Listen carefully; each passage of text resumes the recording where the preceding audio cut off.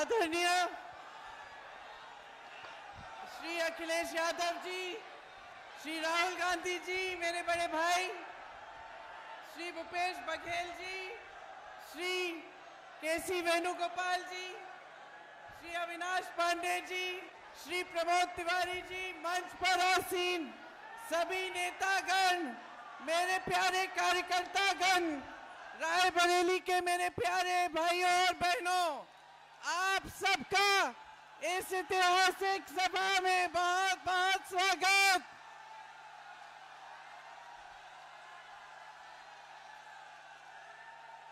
पूरा देश देख रहा है।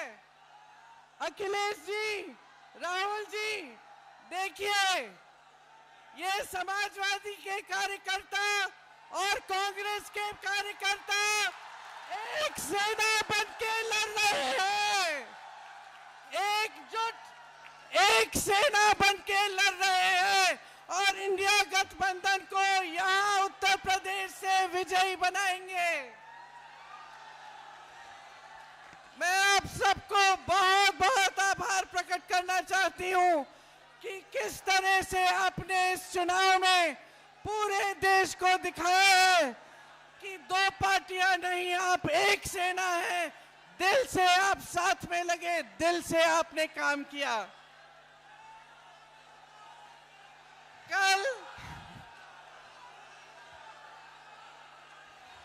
कल चुनाव का आखिरी प्रचार का आखिरी दिन है। 2 हफ्तों से हमने परिश्रम किया है। आप सब गांव-गांव गए हैं। ये रायबरेली क्षेत्र है। इस क्षेत्र से मेरे परिवार का एक बहुत गहरा, प्रेम भरा, श्रद्धा से भरा हुआ रिश्ता है। इस रिश्ते को अटूट रखने के लिए आज मेरे बड़े भाई राहुल गांधी जी यहां से आपके प्रत्याशी बने हैं। मैं ज्यादा लंबा नहीं बोलूंगी क्योंकि मेरी आवाज को सुनने की आपकी आदत है। आज अखिलेश जी और राहुल जी आपके सामने बोलेंगे।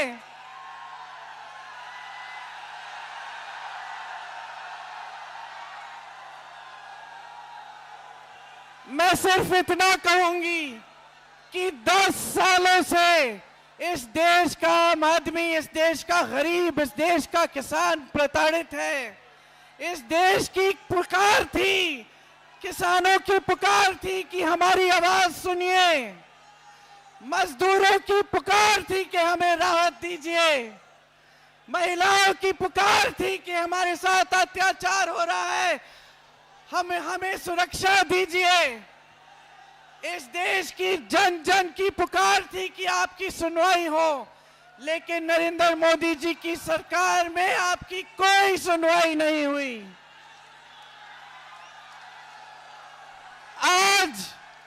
आज इस देश में आंधी उठी है।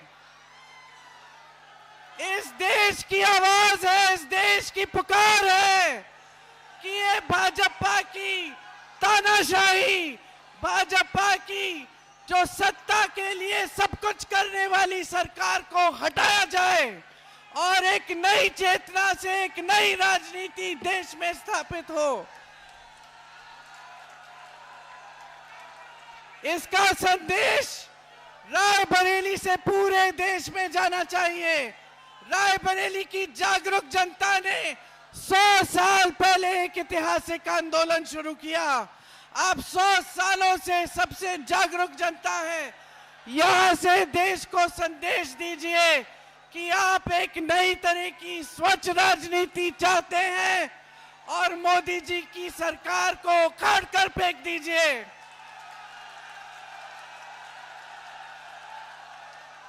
एक बार मेरे साथ जोर से कहिए, 5 लाख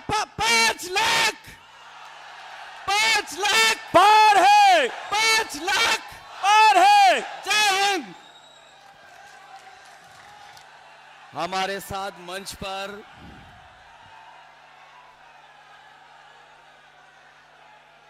इस मंच पर उपस्थित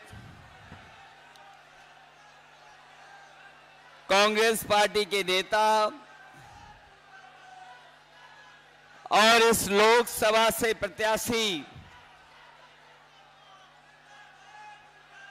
हमारे और इंडिया गठबंधन के साथी राहुल गांधी जी यहां पर लगातार जनता के बीच में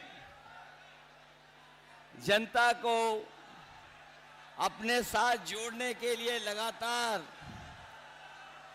जनता के बीच में रहने का काम कर रही कांग्रेस पार्टी की नेता प्रियंका गांधी जी, मंच पर उपस्थित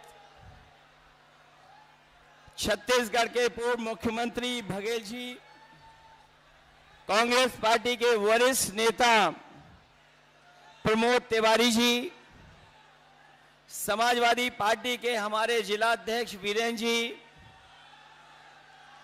समाजवादी पार्टी से विधायक राजा देवेंद्र प्रताप सिंह जी, विधायक राहुल लोधी जी, हमारे बछरावा और हमारे दूसरे सभी हमारे पार्टी के विधायक नेतागण, कांग्रेस पार्टी के सभी वरिष्ठ नेतागण जो मंच पर दिखाई दे रहे हैं, और मैं देख रहा हूं कि जनसभा में बड़ी संख्या में कांग्रेस और समाजवादी पार्टी के सभी पदाधिकारी मुझे दिखाई दे रहे हैं। इस चुनावी जनसभा में उपस्थित हमारे किसान भाई, आदरणीय बुजुर्ग, माताएं, बहनें और बड़ी संख्या में नौजवान साथी पत्रकार बंधुओं, मैं सबसे पहले इस चुनावी जनसभा में उपस्थित आप सबका मैं बहुत बहुत धन्यवाद और आभार प्रकट करना चाहता हूं। मैं देख रहा हूं जहां से मैं चल करके आया हूं, जहां से मैं चल करके आया हूं, लगातार मुझे सड़कों पर जन सैलाब दिखाई दे रहा है जो अभी मैदान में नहीं पहुंच पाया है। इस मैदान में जहां पंडाल है, पंडाल के बीच मुझे लोग दिखाई दे रहे हैं। दाईं तरफ जहां कहीं छाया नहीं है, अपना गमछा सर पे रख करके, और दूर बाईं तरफ ये जो जन सैलाब दिखाई दे रहा है, ये आज फैसला कर रहा है कि राहुल गांधी जी न केवल जीतेंगे बल्कि देश की रिकॉर्ड जीतों में ये रायबरेली शामिल होने जा रहा है। और ये जन सैलाब बता रहा है, ये जन सैलाब ने रायबरेली की राय तय कर दी है। रायबरेली की यही राय है, भाजपा यहां से जाए। हम लोग अक्सर भाषणों में सुनते हैं हर जगह पर, देश के एक नेता हैं जो हर जगह पर अपना झूठा रिश्ता निकाल लेते हैं। एक देश के नेता हैं, बहुत बड़े नेता, जहां जाते हैं वहां पर अपना एक झूठा रिश्ता निकाल लेते हैं, वो भी देखने और सुनने कि राहुल गांधी जी का सच्चा रिश्ता रायबरेली से है।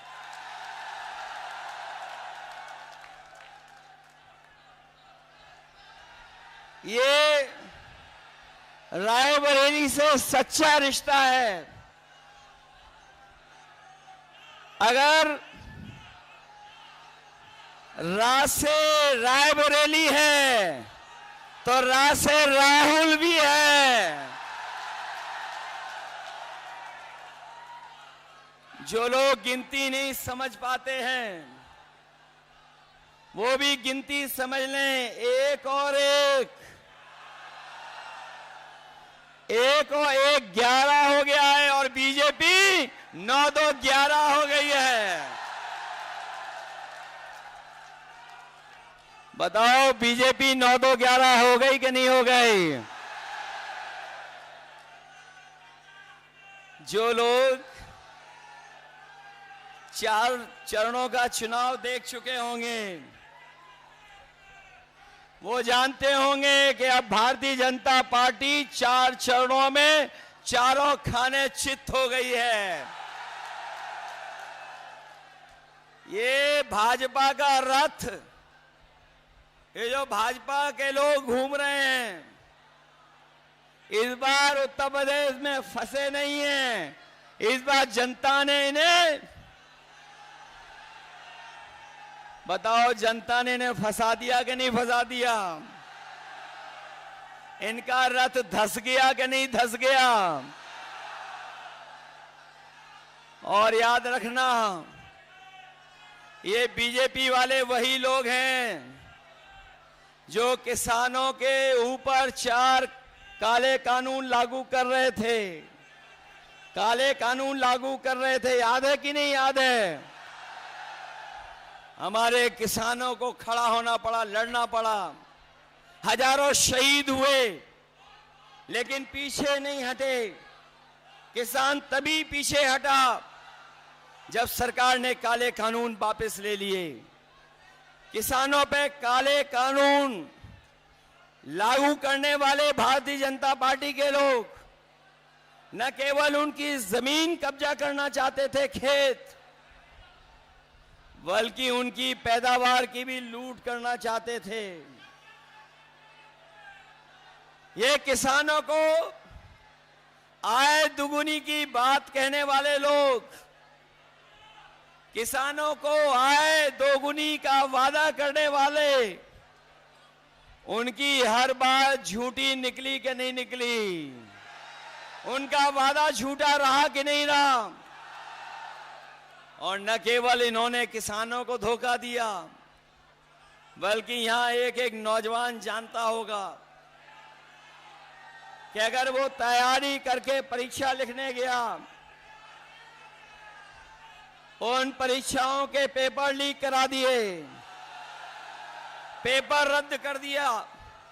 और याद रखना नौजवानों, इन्होंने जानबूझ करके पेपर लीक कराए हैं, और इसलिए कराए क्योंकि नौजवानों को इन्हें नौकरी न देनी पड़ जाए। हर परीक्षा का पेपर लीक हुआ, और एक परीक्षा का नहीं, 10 से ज्यादा परीक्षाओं के पेपर लीक करा दिए। न केवल हमारे नौजवानों की नौकरी छीनी है, बल्कि 10 साल में हमारे नौजवानों का 1/3 जीवन इन्होंने बर्बाद किया है। बताओ 1/3 जीवन बर्बाद हुआ कि नहीं हुआ? इसलिए इस चुनाव में सावधान हो कि नहीं हो आप लोग। और महंगाई कहां पहुंचा दी है।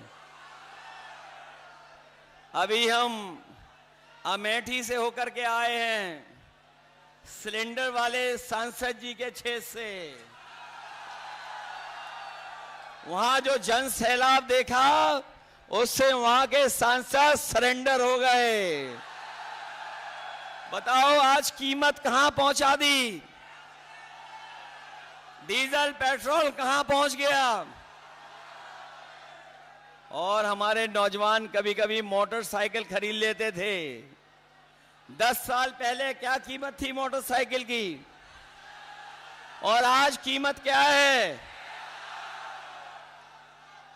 1 लाख से ऊपर पहुंचा दिया कि नहीं पहुंचा दिया? बिजली महंगी कर दी कि नहीं कर दी? इन्होंने बिजली नहीं बनाई, ना सब स्टेशन लगाए, ना कोई सुविधा दी। लेकिन जब बिजली का बिल आ रहा है तो आपको करंट लग रहा कि नहीं लग रहा? बीजेपी के लोगों ने आपके साथ धोखा किया कि नहीं किया? इसलिए न केवल हमारे किसानों की बोरी से चोरी की है, बोरी से चोरी हुई, पहले 5 किलो फिर 5 किलो, बताओ 10 किलो की चोरी हो गई कि नहीं हो गई। और जो नैनो यूरिया देते हैं, नैनो यूरिया तभी खरीदते हैं या नैनो यूरिया को बिकवाने के लिए नया फार्मूला निकाला है कि जब तक डीएपी नहीं लोगे तब तक, या नैनो यूरिया नहीं लोगे तो डीएपी नहीं मिलेगी। ये सुनने में आ रहा है जिसने नैनो यूरिया बनाई वो भी भारत छोड़ के चला गया। इधर बीजेपी के लोग बड़े घबराए हुए हैं।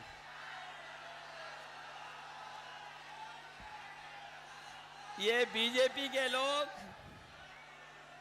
बड़े घबराए हुए हैं और दिल्ली वालों ने जब से सुना है कि इंडिया गठबंधन गरीबों के लिए फैसले ले रहा है, ये दिल्ली वालों ने जब से सुना है, दिल्ली वालों ने जब से सुना कि गरीबों के लिए फैसले होने जा रहे हैं, तब से वो आपके प्रत्याशी के खटाखट खटाखट खटाखट की नकल करने लगे हैं। वो कह रहे हैं कि हम लोग विदेश चले जाएंगे, लेकिन हमारे देश की जनता जागरूक है। वो जानती है कि उन्होंने कुछ साल पहले ही अपने खासम खास लोगों को एक के बाद एक, एक के बाद एक विदेश भेजने का काम किया था। बताओ, उनके जो मित्रगण थे या साथी थे, एक के बाद एक खटाखट खटाखट खटाखट विदेश भाग गए कि नहीं भाग गए।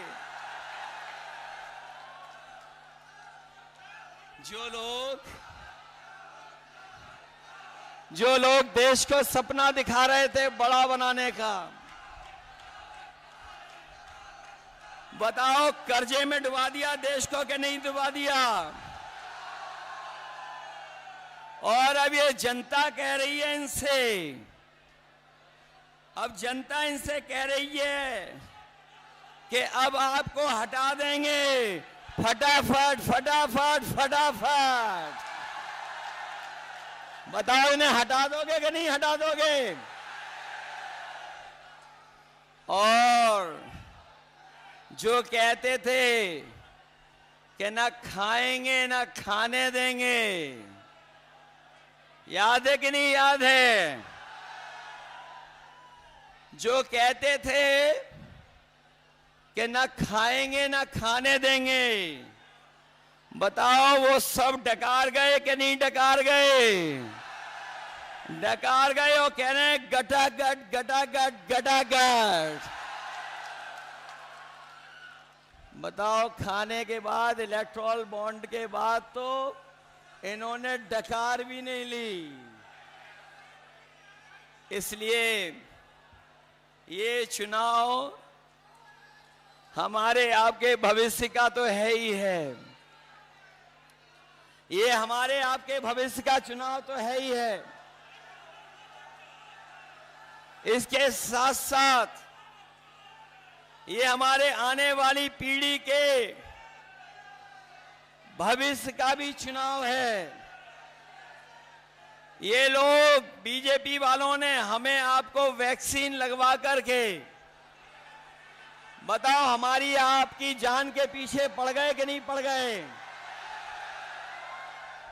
और अभी ये 400 पार का नारा देने के बाद बताओ संविधान को खत्म करना चाहते हैं कि नहीं। बताओ संविधान बचाओगे कि नहीं बचाओगे। ये लोग जो 400 पार का नारा दे रहे थे, ये 400 पार का नारा भूल गए हैं। और आप देख लेना, जैसे जनता का गुस्सा बढ़ता जा रहा है, हर चरण में जनता का गुस्सा इनके खिलाफ बढ़ता चला जा रहा है। 7वें चरण में जनता का गुस्सा 7वें आसमान पे होगा। इन्होंने किसान, नौजवान, व्यापारी और संविधान हर एक वर्ग को धोखा दिया। यही देश के प्रधान सांसद आए थे और कह रहे थे हम छुट्टा जानवर की समस्या का समाधान कर देंगे। हमारे किसानों को खेतों पे तार लगवाने पड़ गए। आए दिन किसी की जान जा रही है, कोई सुरक्षित नहीं बचा है। और अब तो ये जो 400 पार का नारा देने वालों को जनता कह रही है, और देश की 140 करोड़ की जनता कह रही है कि इस बार इनको 140 सीटों के लिए भी तरसा देंगे, क्योंकि इन्होंने आरक्षण भी हमारा छीनने का काम किया है।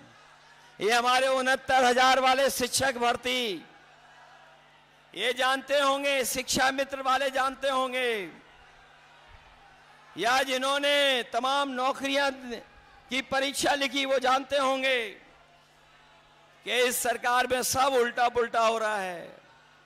न केवल नौकरी छीनी जा रही है, नौकरी ना दें जिससे हम आरक्षण नहीं देना चाहते हैं, वहीं 69,000 वाले हर जगह पर बैठे रहे, सालों साल आंदोलन किया, लेकिन उसके बाद भी उन्हें न्याय नहीं मिला। हम अपने किसान, नौजवान और आम लोग कह के जा रहे हैं, ये इंडिया गठबंधन और समाजवादी लोग आने वाले समय में 4 जून के बाद जब बदलाव होगा तो आपकी हर समस्या का समाधान हम लोग करने का काम करेंगे। इसलिए आप सबसे मैं अपील करने आया हूं, आप सबसे मैं अपील करने आया हूं, ये चुनाव रायबरेली का पूरा देश देख रहा है, पूरे देश की निगाहें लगी हुई हैं, और विशेष हम अपने समाजवादी साथियों से कहेंगे जो यहां पर हैं सभा में, और जो हमारे मंच पे भी साथी बैठे हैं, कि सब लोग मिलकर के कांग्रेस पार्टी के प्रत्याशी राहुल गांधी जी को ऐतिहासिक वोटों से जिता देना। और जब देश की बड़ी जीतों की गिनती हो, जब देश के बड़ी जीतों की गिनती हो, तो उस गिनती में भी समाजवादियों और रायबरेली को शामिल कर देना। बताओ कितने वोट से जिताने जा रहे हो? उसके लिए घबराओगे तो नहीं आप लोग? सुना है बीजेपी का जो प्रत्याशी है वो भू माफिया है।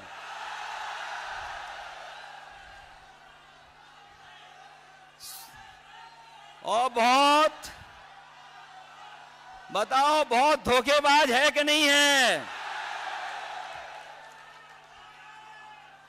अब मैं अपने कांग्रेस पार्टी के कार्यकर्ताओं से पूछूंगा, बताओ आपको धोखा दिया कि नहीं दिया? समाजवादियों आपको धोखा दिया कि नहीं दिया? ये जो समय समय पर बुलडोजर लेकर के चलते थे, बताओ अपने वोट का बुलडोजर चलवाओगे कि नहीं चलाओगे? और अगर आपको बूथ पे रोके तो रुक तो नहीं जाओगे? ये रायबरेली वाले हैं, बूथ का रास्ता ढूंढ लोगे कि नहीं ढूंढ लोगे? ऐसा तो नहीं कि अगर आपको रोके तो आप रुक जाओ। इनको अपना बूथ तो नहीं लूटने दोगे? इसलिए हराओ ऐसे भूमाफिया को और धोखेबाज को। बताओ धोखा दिया कि नहीं दिया? सुनने में आया है कि हमारा दूसरा धोखेबाज भी यूं ही चला गया है।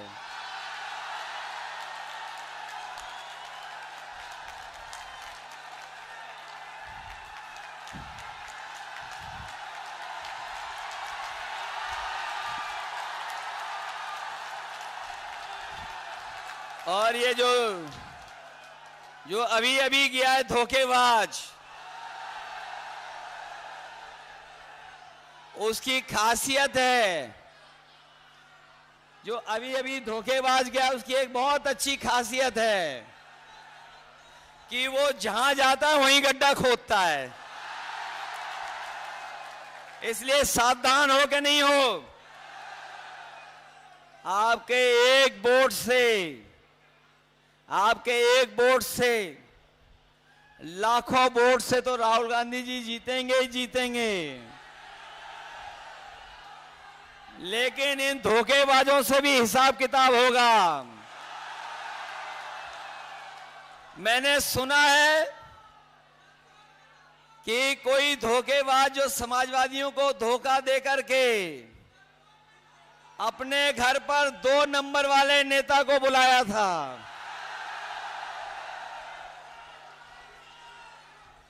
कौन से नंबर वाले नेता को? अरे भाई, मैं नहीं बोल सकता 2 नंबरी नेता।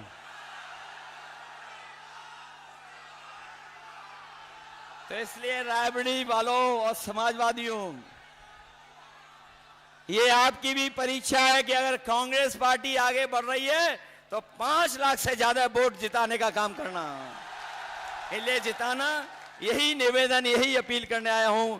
मैं बहुत बहुत बधाई देता हूं अपने कार्यकर्ता नेताओं का, जिन्होंने ऐतिहासिक कार्यक्रम किया है।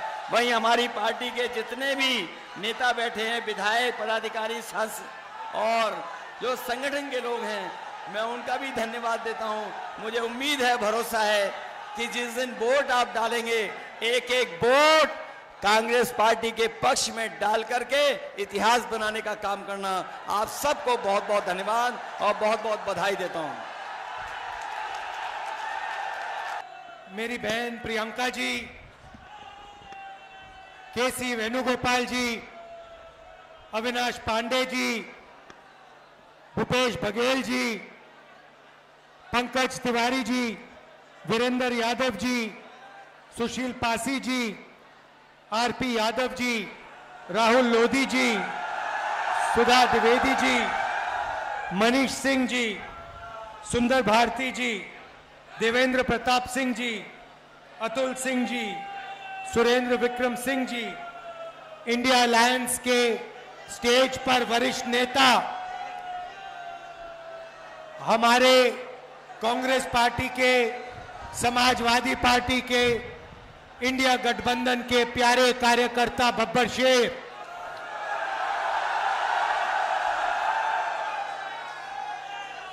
मैंने अपनी जिंदगी में इतने बब्बर शेर एक जगह कभी नहीं देखे पहले। आमतौर से बब्बर शेर जंगल में अकेले घूमते हैं, एक साथ नहीं आते। यहां पे हजारों बब्बर शेर एक साथ खड़े हो गए हैं। और कहना पड़ेगा भाइयों और बहनों, बब्बर शेरों, आप सबका स्वागत। और कहना पड़ेगा कि मीडिया के हमारे मित्रों, आपका भी यहां बहुत बहुत स्वागत। मगर भाई, ये जो मीडिया के मित्र हैं, हमारे मित्र नहीं है, अखिलेश जी और मेरे नहीं है। ये नरेंद्र मोदी जी के और अदानी के मित्र हैं, अंबानी के मित्र हैं। आपने देखा होगा, अगर आप किसी भी व्यक्ति से पूछो कि हिंदुस्तान में क्या मुद्दे हैं, वो आपको बोलेगा बेरोजगारी, महंगाई, भागीदारी। मगर अगर आप मीडिया से पूछो हिंदुस्तान में कौन से मुद्दे हैं, तो कहेंगे देखो देखो अंबानी जी की शादी हो रही है, देखो देखो नरेंद्र मोदी ने क्या बोला, कोविड के समय बोला थाली बजाओ, देखो देखो क्या कमाल की बात बोली। कोविड आता है, गंगा में लाशों के ढेर लग जाते हैं। प्रधानमंत्री कहते हैं भाइयों और बहनों, मोबाइल फोन की लाइट जलाओ, थाली बजाओ, और मीडिया के मित्र कहते हैं वाह वाह वाह वाह वाह वाह वाह, क्या बात बोली प्रधानमंत्री ने, क्या बात बोली। मगर अब काफी मजा आ रहा है, क्योंकि जो भी मैं चाहता हूं मैं प्रधानमंत्री के मुंह से बुलवा सकता हूं। मैंने कहा नरेंद्र मोदी जी, आप अदानी अंबानी का नाम कभी नहीं लेते हो। 2 दिन बाद नरेंद्र मोदी जी कहते हैं अदानी अंबानी।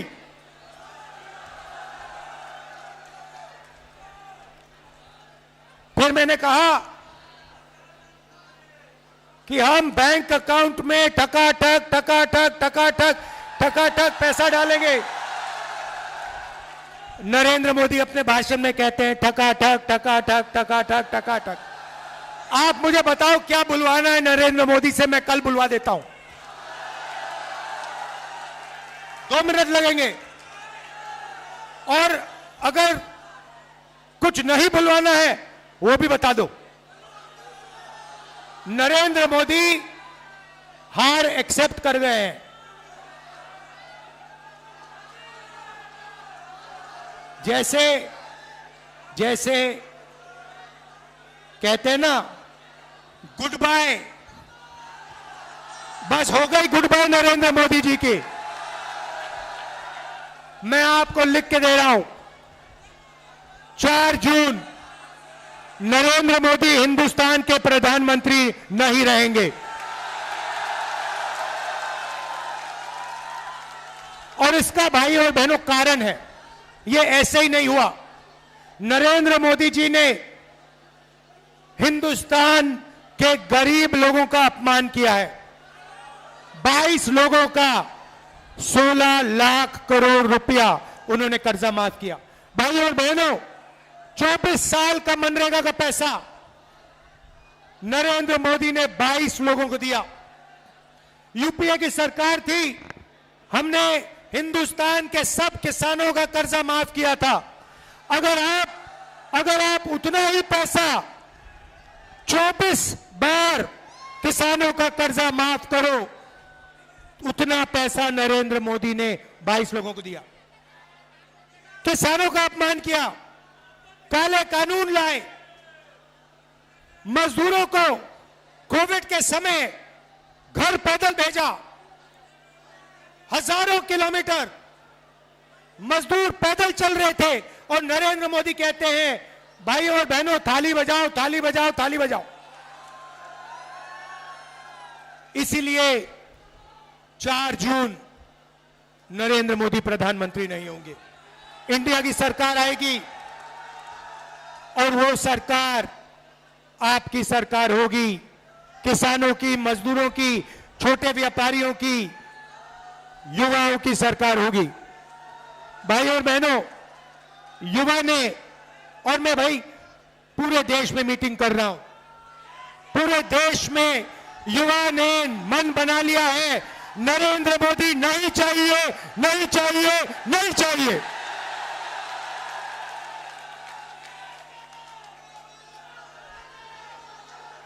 भाई और बहनों, लड़ाई इस किताब की है। ये जो है ना, इसके बिना हिंदुस्तान नहीं बच सकता। ये जो किताब है, ये आपकी किताब है, ये आपकी रक्षा करती है, अदानी अंबानी से आपको बचाती है, आपको जमीन का हक दिलवाया, आपको रोजगार दिलवाती है, आपको आरक्षण दिया, आपको पब्लिक सेक्टर दिया। इस किताब को बीजेपी के लोग खत्म करना चाहते हैं, फाड़ के फेंकना चाहते हैं। मैं आप सबके साथ मिलके बीजेपी और आरएसएस के लोगों को कहना चाहता हूं, आप लोग सपने मत देखो, इस किताब को कोई नहीं मिटा सकता है।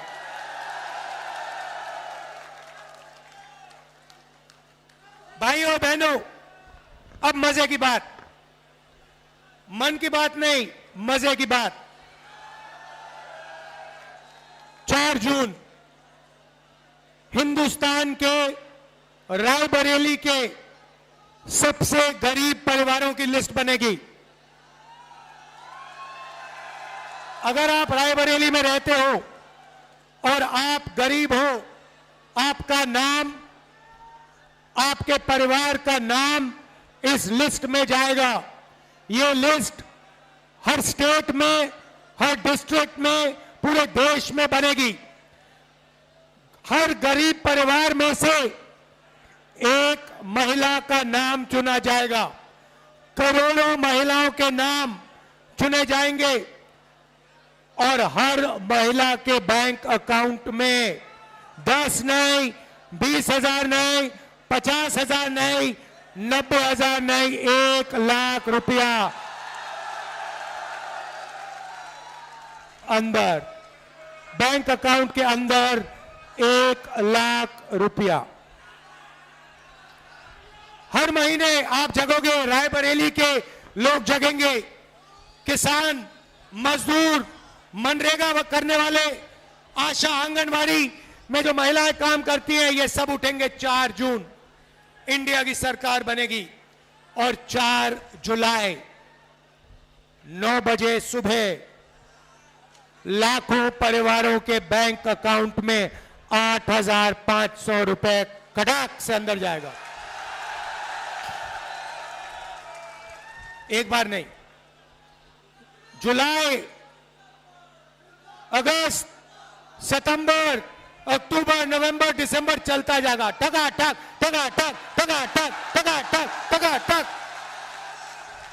भाई और बहनों, करोड़ों लाखपति बनाने हैं, करोड़ों लाखपति बनाने हैं रायबरेली में, उत्तर प्रदेश में, हिंदुस्तान में। इन्होंने 22 अरबपति बनाए, मैं आपको बता रहा हूं हम करोड़ों लाखपति बनाएंगे। हर साल लाखों रुपए बैंक अकाउंट में। इसीलिए नरेंद्र मोदी घबराए हुए हैं। उन्होंने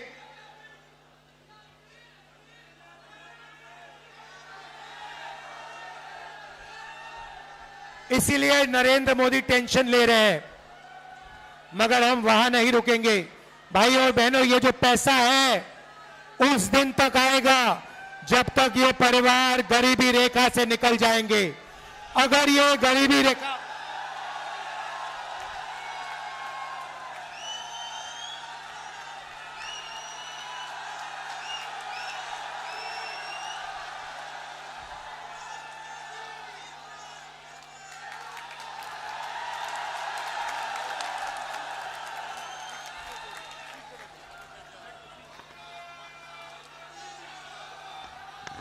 तो ये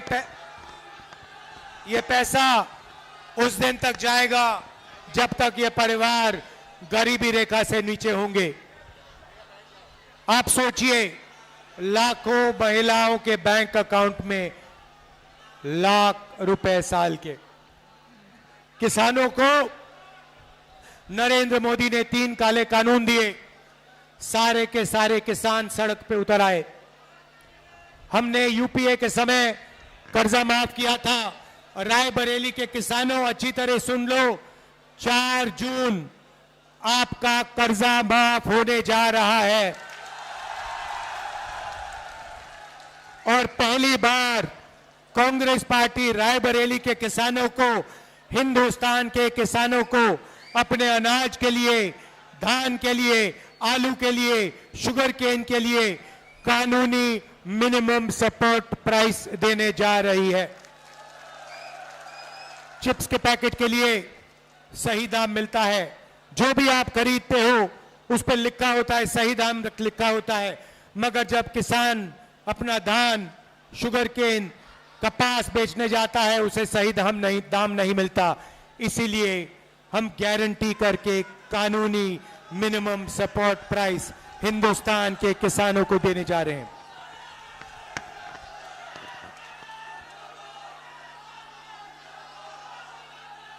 भाई और बहनों, मनरेगा में, रायबरेली में, उत्तर प्रदेश में, देश में करोड़ों लोग रोज मजदूरी करते हैं।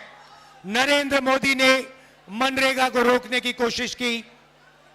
नरेंद्र मोदी जी मनरेगा में 250 रुपए देते हैं।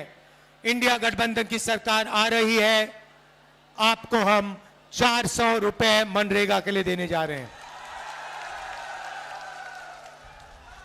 आशा और आंगनवाड़ी महिलाओं को इसका कहना चाहता हूं, जितना भी आपको आज पैसा मिलता है उससे दुगना आपको इंडिया गठबंधन की सरकार देने जा रही है। अब युवाओं की बात। भाइयों और बहनों, नरेंद्र मोदी ने 2 करोड़ युवाओं को रोजगार देने की बात की, झूठ कहा। सबसे पहले हमने पता लगाया है 30 लाख सरकारी नौकरियां खाली पड़ी हैं, वो 30 लाख नौकरियां हम आपके हवाले कर देंगे। 15 अगस्त तक काम शुरू। दूसरी बात, अब बहुत सारे युवा कह रहे हैं, रायबरेली के युवा कह रहे हैं, राहुल जी इंडिया गठबंधन महिलाओं को 1 लाख रुपए दे रहा है तो हमारा क्या होगा? सही, यही मैं आपको बताने आया हूं। भाइयों और बहनों, बेरोजगार युवाओं की लिस्ट बनेगी। Graduate, university graduate, college graduate, diploma holder, सबकी लिस्ट बनेगी। हम एक नई योजना ला रहे हैं, जैसे मनरेगा में अधिकार दिया था वैसे हिंदुस्तान के युवाओं को पहली नौकरी पक्की का अधिकार। दुनिया में किसी भी सरकार ने ऐसा काम नहीं किया है। भाइयों बहनों, युवाओं, आपको 1 साल की पहली नौकरी प्राइवेट सेक्टर, सबसे बेहतरीन कंपनीज में, पब्लिक सेक्टर, सरकारी ऑफिसेस, सरकारी कॉलेजेस, यूनिवर्सिटीज, सरकारी अस्पतालों में 1 साल की पक्की नौकरी, बेहतरीन ट्रेनिंग और हर महीने 8,500 रुपए टका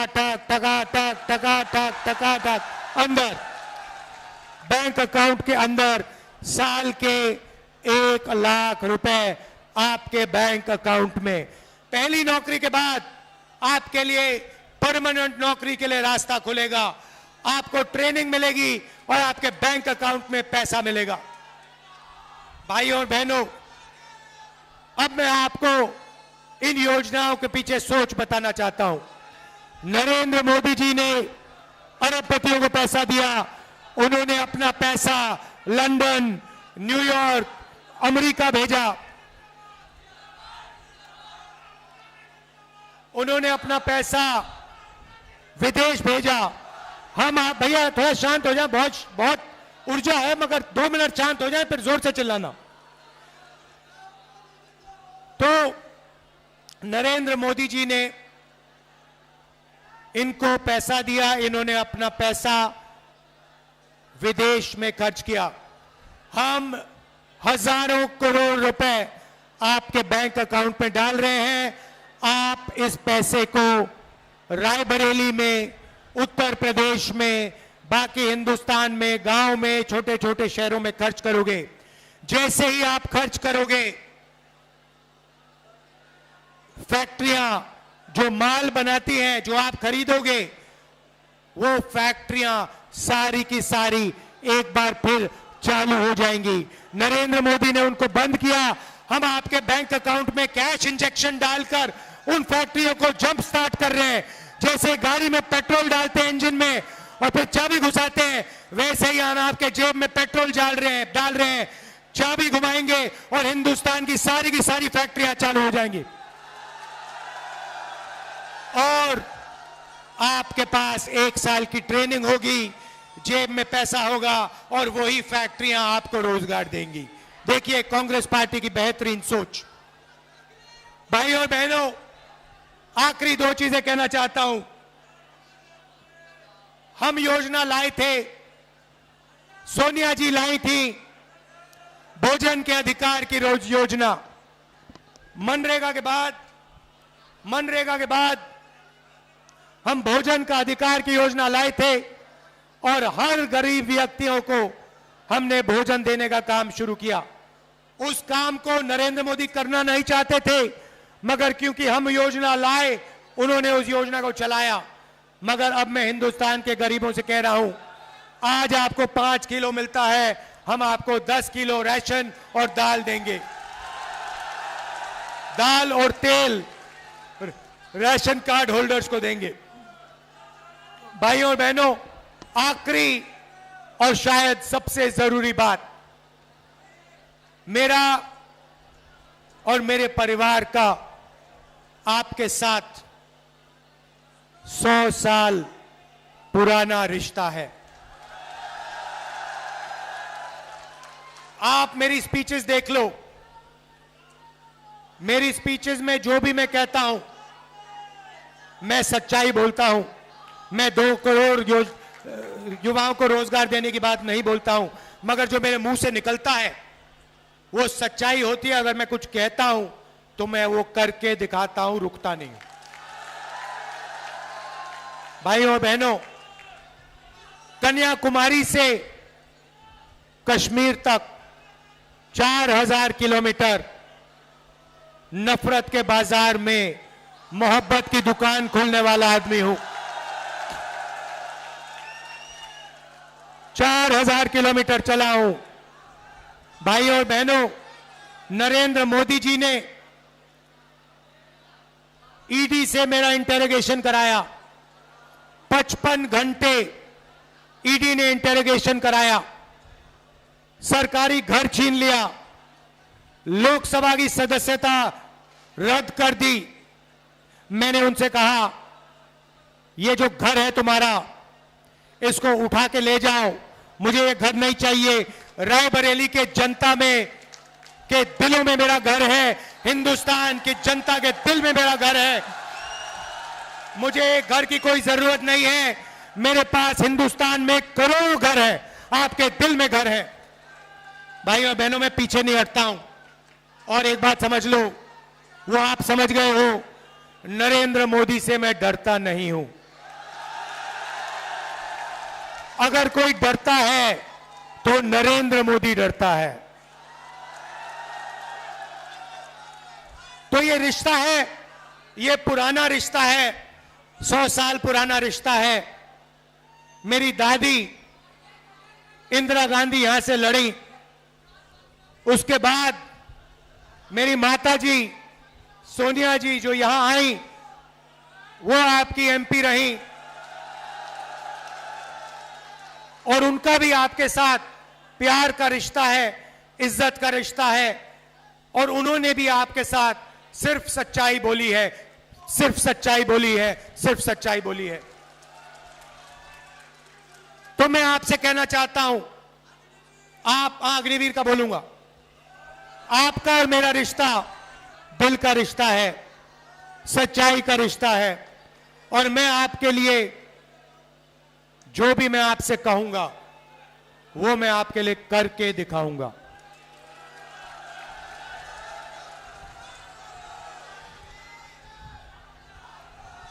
बहुत विकास किया, मगर बहुत काम बाकी है। और रायबरेली को पहले नंबर पर पहुंचाना है। ये शिक्षा का सेंटर है, ये सिर्फ उत्तर प्रदेश का नहीं, हिंदुस्तान का नहीं, ये दुनिया का शिक्षा का सेंटर बनना चाहिए।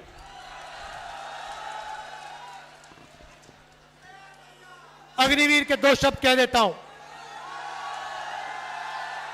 युवाओं से सरकारी कंपनियां प्राइवेटाइज करके नरेंद्र मोदी ने रोजगार छीना, नोटबंदी करके, गलत जीएसटी लागू करके रोजगार छीना। मगर सबसे दुख की बात यह है कि अग्निवीर योजना लागू करके नरेंद्र मोदी ने हिंदुस्तान के युवाओं का अपमान किया है। 5 बजे उठकर हिंदुस्तान के देशभक्त 3 बजे उठकर हिंदुस्तान के देशभक्त 10-15 किलोमीटर दौड़ते थे।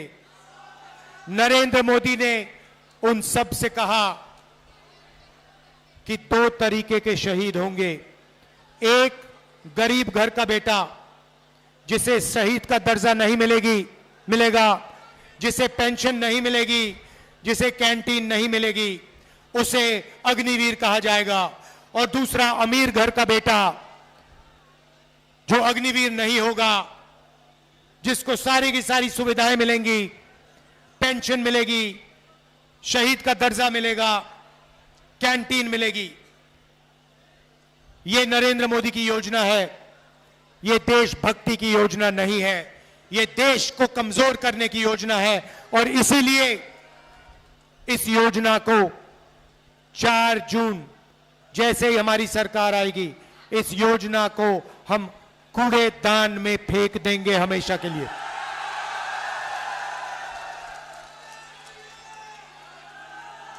कूड़ेदान में अग्निवीर योजना को उठा के फेंक देंगे।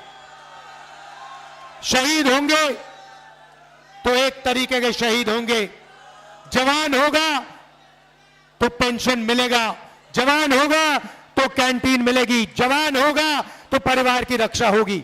हम ऐसे जवान नहीं चाहते जिनकी रक्षा नहीं होगी, जिनको पेंशन नहीं मिलेगी, जिनको शहीद का दर्जा नहीं मिलेगा। सबके दिल में देशभक्ति की भावना है, उस भावना की रक्षा करना है। अग्निवीर योजना उस भावना का अपमान करता है, हम इसको एक्सेप्ट कभी नहीं करेंगे। अग्निवीर योजना को खत्म कर देंगे। मैं आप सबका, देखिए इतना जोश है आप में, इतना जोश है, मैंने आज तक इस कैंपेन में किसी मीटिंग में नहीं देखा। अगर आप थोड़ी और जोर से चिल्लाओगे ये छत उड़ जाएगी।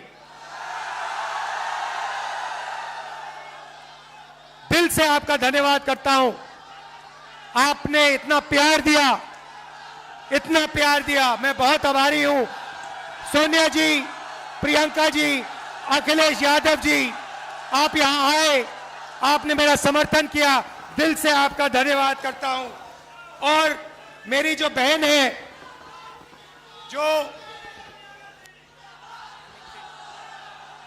दिल से प्रियंका का धन्यवाद करता हूं। नमस्कार, जय हिंद। राहुल, अखिलेश यादव जी, केसी वेणुगोपाल जी, प्रियंका, भूपेश बघेल जी, अविनाश पांडे जी, प्रमोद तिवारी जी, मंच पर सभी उपस्थित नेतागण, आप कार्यकर्तागण, रायबरेली के मेरे परिवारजनों, मुझे खुशी है कि आज काफ़ी समय के बाद आपके बीच आने का मौका मिला है। मैं हृदय से आपकी आभारी हूँ। आपके सामने मेरा सिर श्रद्धा से झुका हुआ है। 30 साल तक एक सांसद के रूप में आपने मुझे सेवा करने का अवसर दिया। ये मेरे जीवन की सबसे बड़ी पूंजी है। रायबरेली मेरा परिवार है, वैसे अमेठी भी मेरा घर है। न सिर्फ मेरे जीवन की कोमल यादें यहाँ से जुड़ी हुई हैं, बल्कि पिछले 100 साल से हमारे परिवार की जड़ इस मिट्टी से जुड़ी हुई है। गंगा माँ की तरह पवित्र यह रिश्ता अवध और रायबरेली के किसान आंदोलन के साथ शुरू हुआ और आज तक कायम है। इंदिरा जी के दिल में रायबरेली के लिए एक अलग जगह थी। मैंने उन्हें काम करते हुए करीब से देखा। उनके मन में आपके प्रति असीम लगाव था। मैंने राहुल और प्रियंका को वही शिक्षा दी जो इंदिरा जी ने और रायबरेली की जनता ने मुझे दी।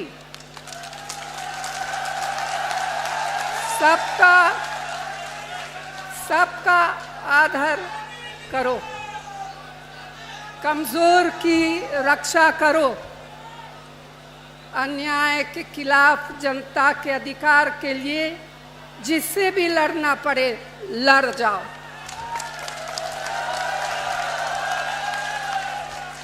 डरना मत, क्योंकि संघर्ष की तुम्हारी जड़ें और परंपराएं बहुत मजबूत है। मेरा आंचल जीवन भर आपके आशीर्वाद और प्रेम से भरा रहा है। आपके प्रेम ने मुझे कभी अकेले नहीं पड़ने दिया। मेरा सब कुछ आपका दिया हुआ है। तो भाई और बहनों, मैं आपको अपना बेटा सौंप रही हूँ।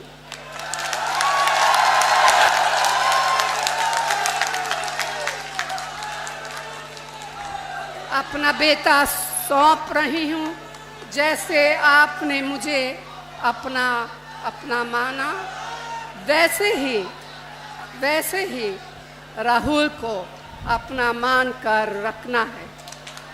ये राहुल आपको निराश नहीं करेंगे। बस इस सभा में आने के लिए मैं दिल से आप सभी को धन्यवाद देती हूँ। धन्यवाद। जय हिंद।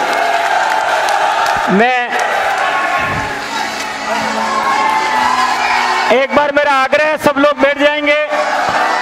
हम